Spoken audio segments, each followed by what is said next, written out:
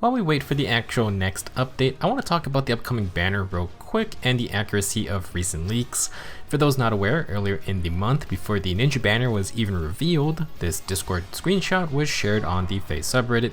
That post has since been deleted, but this person apparently knew what characters were coming in the entire month of November. Not only did they get the names for the Ninja banner before it came out, this person also was right about Thor showing up as a fightable character. We now know she was the Tempest Trials boss. The next correct leak was Resplendent Ryoma, and that pretty much sealed the deal on the rest of the thing. With the recently revealed New Heroes banner, we got Ascended Laegjarn, Volke, Astrid, and Marcia. Tanith is the instant demo this time, and we also know Bertram is the next Grand Hero battle unit. The only really strange thing about this is that we did not get to see Ascended Laegjarn beforehand like we did with Ascended Fjorm, Nifl, and Muspel. The Ice and Flame finale is set for December, and honestly, if they waited for that to show off Laegjarn, then they probably would have had to wait till January for the next New Heroes banner. I think the devs just said screw it and decided to release her now because the first New Heroes banner in December should also be the introduction to Book 6. Unless the Ice and Flame plot ties into Book 6, I don't think they wanted to crowd that banner with the eventual Book 6 free character, whoever that's going to be. Now, the last major name on this list is Atri, who is listed twice. From the banner trailer, we see Atri finally shows up as the enemy in the story, and she's going to be a green tome flyer, I assume. The true Book 5 villain is here, and Alphonse gets to once again show off his Triangle Adept Volkvanger. With the second listing, this leaker believes Atri could be the next mythic hero to cap off Book 5. Apparently there wasn't anything about Fafnir, so no idea if a double mythic banner is possible, but considering last year, I wouldn't put it past them. Fafnir could also just show up way later, since it's not like they have to put him out right now.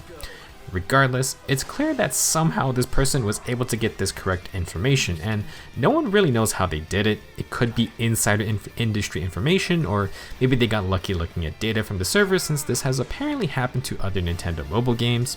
This screenshot also has a very dubious part about a potential Winter Lilina alt wearing a blue dress. If this person knows what Lilina looks like, then that may be a clue that this is indeed some kind of insider info or word of mouth, because I don't think file names can give that away, unless he saw some images. Apparently there was more to this leak, but I personally haven't seen the additional info. In that part of it, they supposedly knew we were getting another dual hero instead of a harmonic on the Ninja banner, which gave them a lot of credit when it happened, because we've been swapping between dual and harmonic heroes each month. All of this is super interesting because FEH rarely has leaks of this nature. I suppose the real kicker would be if we get more accurate future leaks, but who knows about that. Next, I wanted to give some first impressions about the new units we're getting very soon. Really, it's just my excuse to gush about Volke and Lethality. First, let's talk about Tanith, who is the instant demoted unit.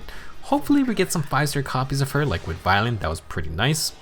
Tanith is going to be our very first demoted sword flyer since the launch of FEH. It has literally only been Sheeta and Paula all this time.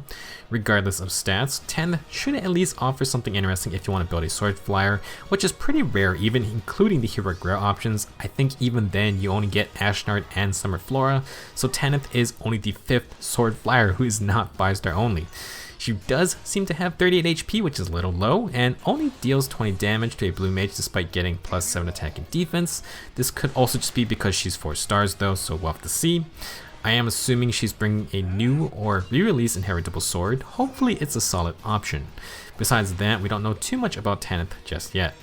Next, let's talk about Astrid. She's a green bow cavalier, which is kind of dumb because we literally have 0 red or blue bow calves, and we just got Sedgar. The devs really just seem to make all the bow calves green so that they can fit them into a 4-color banner, and I get that, but it really starts to become obvious when there's no red or blue cavalry archers.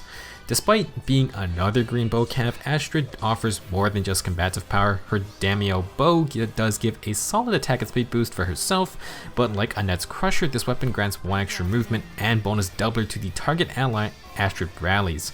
She comes with a Rally plus Ruse base kit, so no problems there.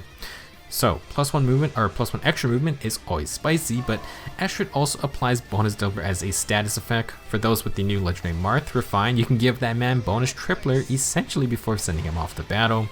Astrid also introduces Speed and Defense Bond 4, which is kind of weird on a Bow Cavalier, but it's obviously meant to synergize with the Rally plus Ruse playstyle where you sit next to your ally, you rally. Astrid doesn't seem to be stacking tank stats though, so I'm not really sure how fitting it would be on what I assume is going to be another fast unit. Now, let's move on to Marcia, our 4-star focus unit. She will be our, I'm guessing, our typical speedy Pegasus Knight demote. We only had one of those last year in Seteth, and Marcia will set the trend for Gen 6, plus she's going to be the first Gen 6 flying melee unit in general. She will bring with her the Unbound Lance Plus, which is basically Pirate Geese's flowing lance. Very, very solid inheritable weapon for solo builds, and I'm happy to see it be available on more units. Marcia's other skills include Luna, Fury 3, and Spinning Defense Gap. Spinning Defense Gap was previously only on Ninja Zahark, so technically a pretty rare skill if you like to use the Gap buffs. Looking forward to seeing Marcia's stats for the future. Now, I want to skip over to the prize of this banner, which is Ascended Laegjarn. We are getting a peek at her first before she arrives in the Tempest Trials finale. But again, I assume it's just due to time constraints since Book 6 is coming next. This Laegjarn is going to be a colorless bow cavalier, and we kinda are just getting spammed with bow cavs in recent times for whatever reason. We already got Harmonic Leaf, Wolf, Sedgar, and now we're getting Astrid plus Laegjarn, and Gen 6 is only a few months old. For her kit, Laegjarn's Flame of Moosebow bow accelerates specials, and she needs a bonus active on her for its other effects. If you can buff her up, she gains +6 attack and speed and gains 50% of the total bonuses on herself and the foe, and it's gonna apply that to all of her stats. If you have more than 10 total bonuses between the Laegjarn and the foe, she also neutralizes fallout prevention effects. So, Flame of Moosebow is pretty close to regular Laegjarn's Refine. It now gives 50% of the total bonuses, plus the max is bumped up to +12. It even gets partial follow-up, although Niu's Refine gives the full scale. Now, to secure her bonuses, Laegjarn is going to come with Rouse Attack at Speed 4, literally the same as the Tier 3 version, but you're going to get No Panic as well. That is insanely good to counter Panic, obviously, but still does not stop buff neutralization, so watch out for that. Laegjarn then has Moonbow, Swift Sparrow, and Tekken Defense for Trace. All of that is good stuff.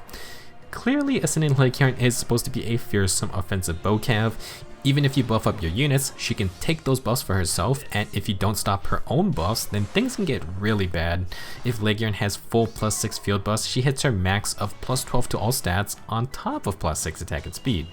Like Legendary Marth, neutralizing her field buffs will be crucial, but you also have to be careful about using your own buffs since she can just take them herself. I don't know if Laegjarn can bust through Ascended Fjorm, who is literally made to fight ranged units, but she's looking like another scary unit to watch out for. Last, let's talk about Volke, who is a character I've been waiting for since forever. They didn't give him his assassin outfit, but that's okay, because it's looking like Volke is going to be another nasty dagger user. He's a red infantry dagger unit, only the second one after Flora, and if you've played Path of Radiance, then being a red unit is such a small but super neat reference to a certain aspect of Volke, which is shown even more with his kit. First off, the Fireman's Hook accelerates specials and can give Volke +5 to all stats. He also neutralizes guard effects and gains special charge +1 on his own attacks. This is such a good weapon. No guard is absolutely amazing combined with extra special charge as shown by Legendary Ephraim, and while Volke only gets 2 charges when he attacks, it's perfectly fine with accelerated specials and times pulse. Those are going to set him up to proc Lethality, which is a new special. In Fire Emblem, Lethality is the sort of meme instant one-hit KO move that assassins can proc, although also known as Silencer in the GBA games. Lethality does not insta-kill you in FEH, but it's still pretty nasty. It has 4 cooldown, and when it triggers you basically get Black Luna, except instead of 80% or reduced defensive res, it's 75%. However, unlike Black Luna, Lethality also disables non-special skills that reduce damage by X%. So basically, unless Volke keeps Lethality to himself, it would seem like Lethality is going to be the Deadeye special for dagger units. The higher cooldown can be an issue, but giving units the power of Black Luna is a scary proposition, and disabling damage reduction skills is becoming very important. As mentioned, Volke being red with damage reduction nullification is a fun little nod since Brave Ike and Valentine's Grail are both green units, with Ike having Irvin's massive damage reduction skills. In general, Volke's game plan is to start with Lethality on 2 cooldown, and if he doubles a unit, he will charge and proc Lethality thanks to Fireman's Hook. He even has 30 impact for survivability and no follow-up to ensure he doubles your slower tanks. Very, very fun stuff.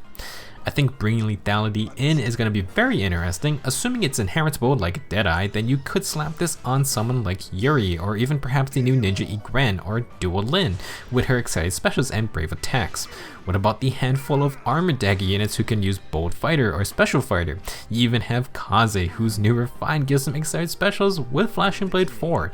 If you add Times Pulse, he can do what Volke does, minus the no guard and simpler special charging ability. Soth with his Refine is also another option. He's not going to have as easy a time charging lethality, but he could also still make use of it with Peshkach's fun ability and buffs. I think any dagger unit with some kind of special cooldown ability could utilize lethality, and in general it's just a crazy damage special as well. If you like dagger users, then getting Volke may be very well worth it, and I believe you could also be able to grab Times Pulse for him as well. With all this in mind, as a reminder, lethality does not affect specials like Thrum's Ice Mirror. Gotta keep that in mind, especially if we get more damage reduction specials in the future. Overall, I think this is a very exciting banner to end book 5 with. We'll also be getting to see Atri in combat, and perhaps she's going to appear as a mythic very soon. Personally, I've been waiting for Volke, so once I saw the leaks, I got very excited. To see that they also did him justice and gave him lethality also makes me so happy. Hopefully his stats end up something like Yuri's, and I for sure will be trying to get him.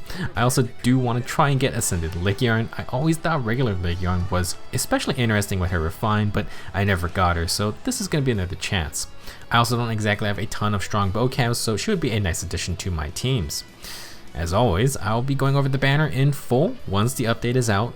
We still have a bit of time, but looking forward to it, and ending of book 5 is also upon us. Thank you for listening to my rambling, and I'll be back soon.